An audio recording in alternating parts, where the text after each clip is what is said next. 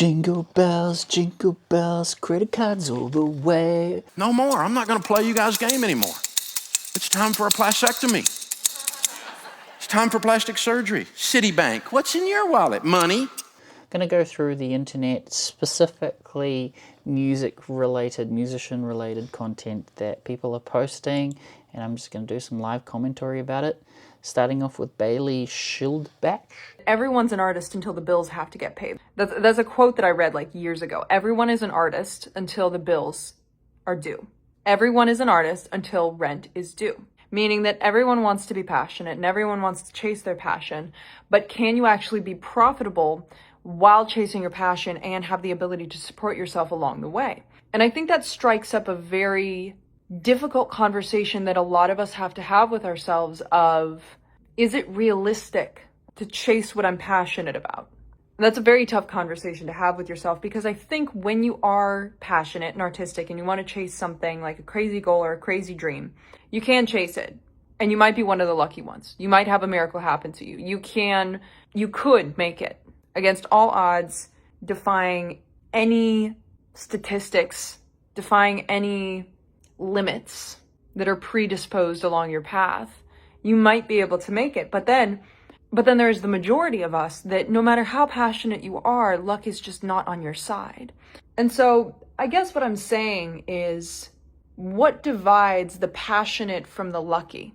That's what I'm wondering. I have this theory where humanity really thrives in like those Renaissance years, where art flourishes and everything.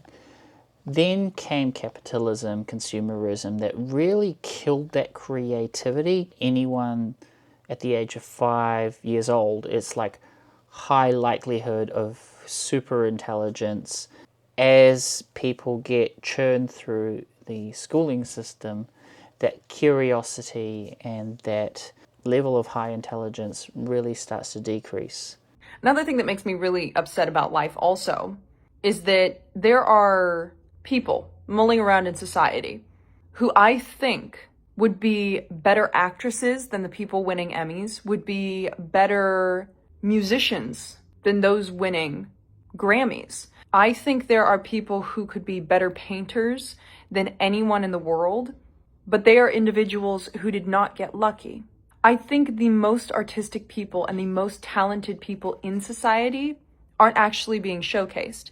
And that's a theory that I've held near and dear to my heart. Your mailman might have been an Emmy winner in another life. And it always comes back to Angelina Jolie's speech about how, why was she given the ultimate privilege of getting to be a millionaire and an actress and getting to be an artist as her career and getting to do what she does every single day and making the money she does, while there's someone across the world who is just as talented as her, just as deserving as her, and could do exactly what she does. Here are the grim realities of earning a living from music, and this is just punched in on ChatGPT. So obviously ChatGPT can make mistakes. Check important info yourself. But according to this, 87 to 99% of artists, according to an article on Hypebot, remain undiscovered. That means you pump a album out on Spotify or other streaming platforms, it gets 0 listens. Reaching mainstream fame, you're looking at 0.1% or less. And MarketWatch here says making a living from streaming royalties, such as Spotify, is 4%. And earning a living only from music, be it, I guess, teaching or whatever, exposure music here says 11 to 13%. As per independent surveys. And yeah, it's grim, the reality. All of us want to be the lucky ones. We want to be the people who just work as hard as we can and get to where we want to be and reach that zenith and reach that peak of, I am abundant in every area of my life that I wish to be. I am successful. And we all want to reach that. The conclusion that I'm coming to is that it is not solely about passion and hard work to get to a goal, and that is making me discouraged. The problem is the argument of passion versus luck. It all comes back to that, the fact that life is a scam, that everyone is an artist until the rent is due.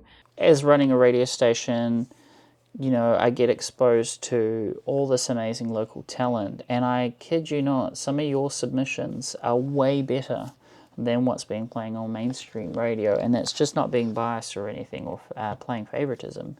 The quality of songwriting is superb. The recording is A class. It's just, there's a level of prestige, I think, when it comes to breaking into mainstream, and I learned this from being in a record deal myself and learning some of the strategies that labels would play. Entertainment is a level, one of those pillars that controls society. An example of this is Nadezhda Vasilyevna Plevitskaya, who is a Russian folk singer in the 20th century, who gained wide acclaim for her performances, but after the Russian Revolution she lived abroad in exile in France with her husband Nikolai Skoblin, a former White Army officer. Later, she and her husband were recruited by Soviet intelligence, aka the NKVD, to spy on Russian emigre communities in Europe. And Plevitska and her husband became involved in notorious kidnapping of an anti-Soviet general, which generally brought their espionage activities to light.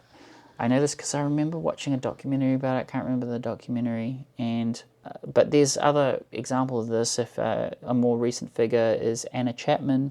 Going back to New Zealand, I've noticed there's a lot more grants, which is really no longer about talent, but it's funneling channels of tax revenue into certain segments. Anyways, I'll provide a link to her full video in the show notes, but let's get on to the next video by Daxton Page, Musicians Unite, What I Learned from 12 Years in a Touring Band.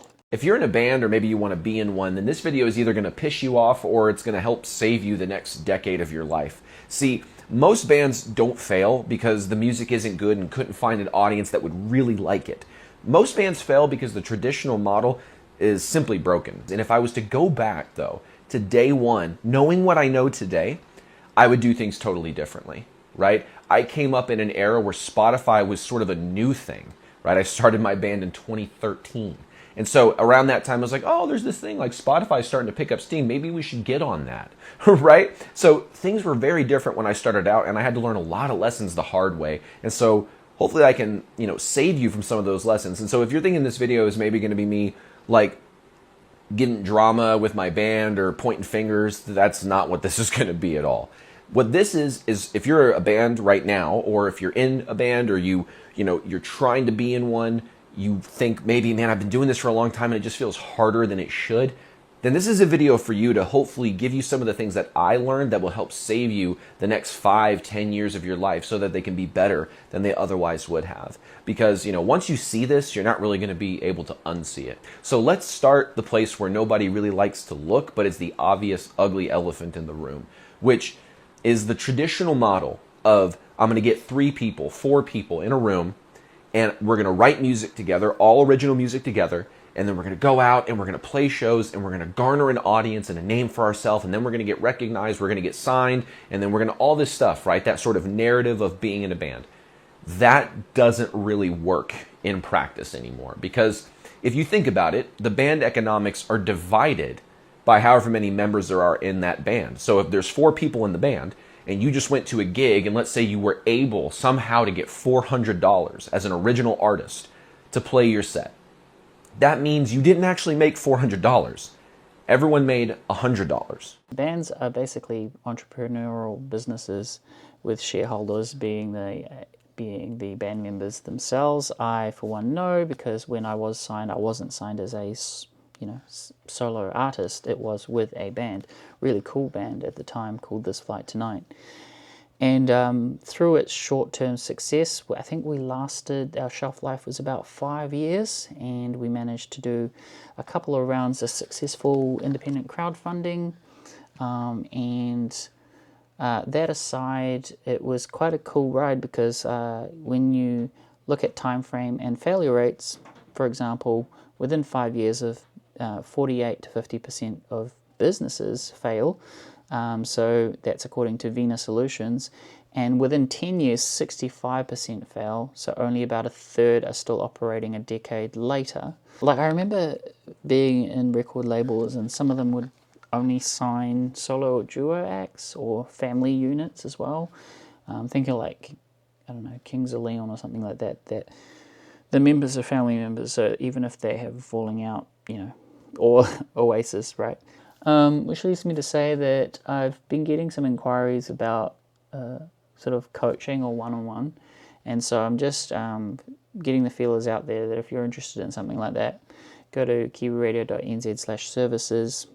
There's a discovery form there if you want to have a chat with me and see how I can help. And because I'm not just a consultant who read about the music industry, I'm also someone who stood at certain crossroads and chose independence, like, you know, for example, landing that 3-album development deal very early on with an indie label, and then just choosing to go through independent crowdfunding and getting sort of similar results. So if you're interested, maybe I can help. Finally, this one's not really music related, but this is from the Leverage class with Brandon Dell, and this video started off pretty cool, but then later on at the video you realize he's selling a course, and that's usually how the cookie crumbles with many of these YouTubers, well, I guess myself included, being a consultant. So I'm 42. I have 2 kids, and I am preparing for a jobless future. A world where there are fewer and fewer and fewer jobs that can actually give you a good life, where they do not grind you on pay or hours, fire you on a whim, where AI can just take your job overnight. It is very clear that right now the world is dividing into 2 groups: those who have leverage and those who are leverage for others. What I believe is the biggest shift for any mid-career professional is this: take the skills you already have, package them into some kind of a consulting offer that detaches your time from money, right? Because you don't know what you don't know about everything else, but you do know your field, your domain, your skill set. So take the things that you're already doing and stop using it as somebody else's leverage and instead use it as your own. This shift alone changed my life.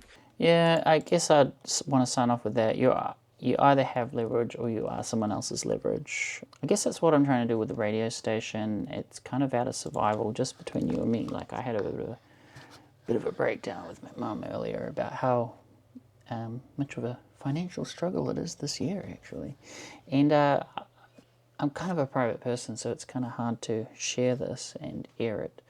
But just the cost of living and everything is just blown out of proportion, and salaries shrinking and hours shrinking. I'm sure I'm not the only one, and let me know what you think about this current job market, especially with disruptions like AI that are just killing economies. There really needs to be some sort of legislation to wind that back. But what is the end game with all that anyway? Because if no one can afford anything, then really there is no economy. There used to be unions and things like that that would protect workers from anything that was too much of a disruption, or anti-competitive laws that would reel back any monopolies or duopolies in New Zealand. But I even saw previous prime ministers of New Zealand really backing automation and AI. And so that's really concerning when politicians think like that. They think the bottom line, they're almost turning economies into companies and getting rid of social funding and all that sort of stuff. So anyways, let me know what you think. This has become a long video. It's not meant to, but yeah. And if you find some really cool, interesting videos that specifically target indie musicians, send me a DM or put it in the comments, and I'd love to kind of dig deeper and see what the algorithm can give us all. Cheers, stay cool, stay creative, and you can do it. Remember, love the process, not just the result.